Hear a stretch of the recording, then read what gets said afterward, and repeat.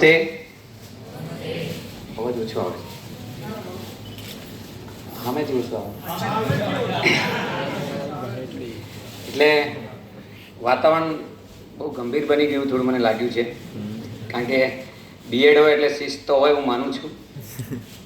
સાહેબ મારી દુઓ ગાવાની ઈચ્છા છે.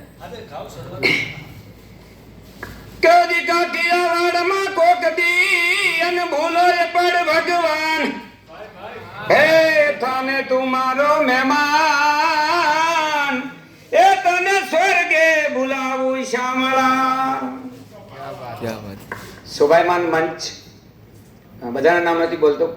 શોભાયમાન મંચ અને મંચને મારા વંદન, એ ભૂમિને મારા વંદન કે જે ભૂમિના કારણે, જે ભૂમિના તપને કારણે આજે અમે જે વ્યવસાયમાં છીએ ત્યાં ખુશ તો છીએ જ, પણ ગૌરવ સાથે ખુશ છીએ.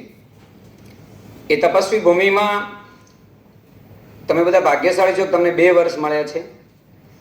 અમે જ્યારે બીએડ કર્યું ત્યારે અમને 1 જ વર્ષ મળેલું. એ સારસ્વત અને જે ગુરુજનો એમને વંદન કરું છું.